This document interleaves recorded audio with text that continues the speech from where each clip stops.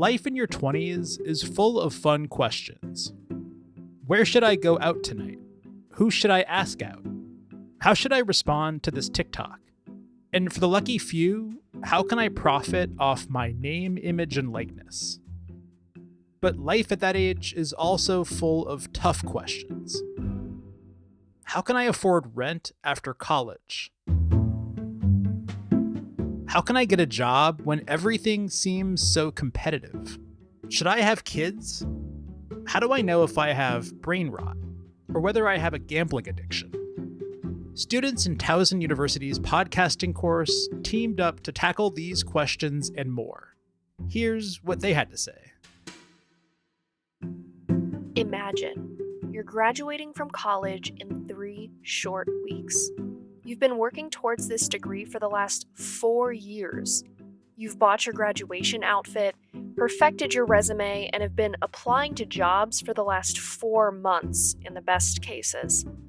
You've constantly had to explain your major and interests to family members and friends, only to receive the most dreaded question in return. So, do you have anything lined up for after graduation? All of your excitement drains from your mind and is replaced by the dread of finding an entry-level job in post-graduation 2024. Coming up, we're going to be discussing in depth the ongoing financial struggle that early 20-year-olds face coming into entry-level jobs and scaling financial burdens unique to young people.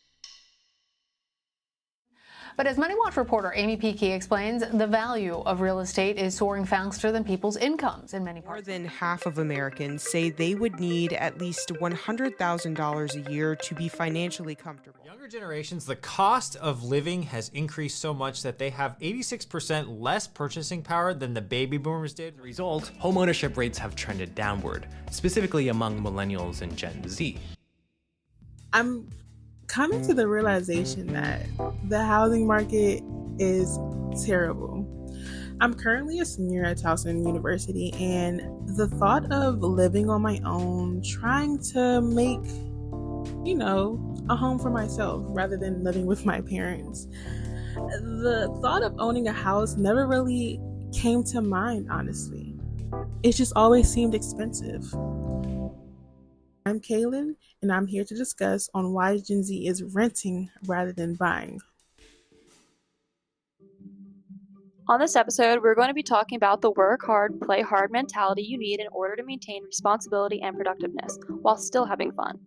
We have learned the ins and outs of the time management skills it takes and what leads people down the wrong road. We also put a couple local college students in a hypothetical scenario to see if they would prioritize going out or schoolwork. If I had an essay due at 11:59 and my friends were going out, I would bring the essay with me and everyone can write a sentence.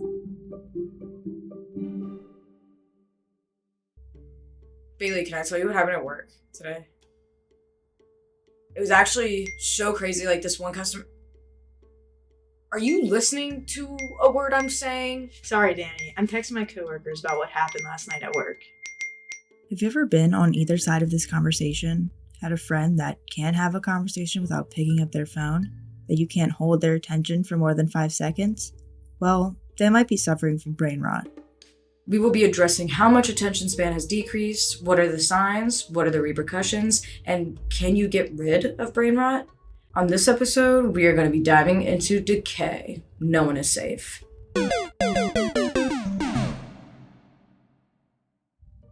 On this episode, we will discuss sports betting and addictions, and the possibility of addictions worsening for younger adults. Join us as we dive into the high-stakes world of sports gambling. Are college students unknowingly walking into a trap? We'll explore the psychology behind addictive behaviors, social pressures, and the allure of online betting platforms.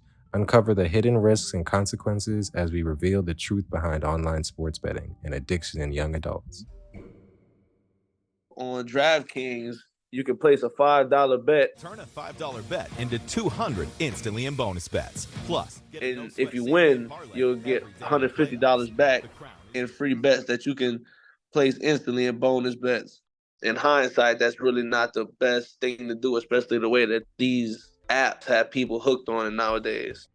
So how do these sports ads affect people in their 20s, and how do they keep on influencing them to keep on betting or make new accounts and get the bonus bets? NIL, which stands for Name, Image, and Likeness, is a recent development in college athletics. Athletes all over the country now have the opportunity to profit off of their brand through endorsement deals and social media engagement. While there are still many questions regarding NIL, seeing as it's such a new development, it is important to talk about what the initiative has done for the sporting world. Today, we'll be talking about NIL and its significance to college athletes. We will be tackling the topic from many different angles by talking with an NIL consultant. NIL is actually not a new concept. A fan. I would describe it as a long time coming. And a high school prospect. I mean, I feel like as a whole, it's just been expanding women's sports, which I think is great. In order to answer the question of why NIL occurred, how it works, and how it changed the way we view collegiate sports. Only 2% of college athletes end up going pro. Can you imagine dedicating your entire life and only having a small chance of making it to the bigs? What happens to those others who don't get drafted? These 98% of student athletes that don't get drafted should get some kind of light shined on them. It's a hard transition from student athlete to the real world for some. Things like mental health and physical traits can take a hit because of a loss of identity. Everything has been structured since high school, or even before that, and now it all stops. They have to figure it out for themselves.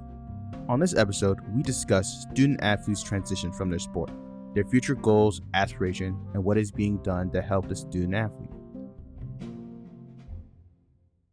Yo, Gio, have you seen this before? Yo, what's up, Musfar? Nah, let me check it out. You consider a loyal woman? I would probably have the password to the Instagram account if it got very serious. I'd be able to see every message, and she wouldn't have a problem. Yo, that's crazy.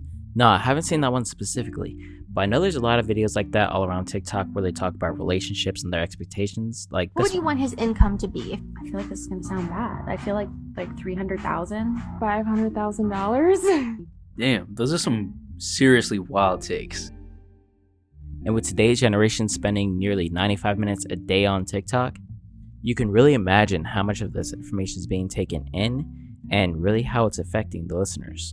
So on today's episode, we're going to be talking about social media and how it affects early relationships. So buckle up, because this is Yap Time. And we don't have nap time, so take a yap. On this episode, we're going to look into the complicated world of dating. In your 20s, and especially now with the introduction of the internet, finding someone seamless is one of the hardest things to do next to finding a job in this economy. How has social media skewed the expectations of dating? Maybe it has something to do with the influencers, or maybe it has something to do with the content itself. We wanted to get a deeper insight into how the world of social media influences its users and what threats that can mean for the dating experience. Later in the episode, we talked to some of our peers about what they see on social media regarding dating. According to Science Direct, not only popular media but also researchers attribute the rise of Tinder and similar applications to their promotion of casual sex. Yet, a recent study on Tinder motives found that casual sex is among the least common motives to use Tinder. Navigating through those different intentions can be quite challenging for the younger demographic. But one thing's for sure, it's all about how you present yourself on Tinder. It plays a crucial role in attracting the kind of connections users are seeking. Today, we're going to be asking some Tinder users about their experiences on the app and how they have used it to find what they're looking for, as well as hearing from our guests about their own experiences and how they feel about online dating. So here's why I'm never having kids. It doesn't seem that fun. My mom, I had a very Britney Spears moment. She grabbed me by the shoulders and she was like, don't have kids. Gen Z are not having kids, and the older generations are freaking out about it. Whether or not to have children, it's a topic these young minds discuss and contemplate. A lot of young adults are thinking about not having kids. It's predicted that the world will be transformed by low fertility rates starting 2100. On this episode, get ready for a deep dive into the intriguing topic of millennials choosing not to have kids. Where does it come from? Is this a matter of choice, a financial aspect, or just an emotional feeling? Join us as we explore diverse perspectives from Gen Z to millennials to sociology experts from Towson University. Grab some snacks and let's dive in.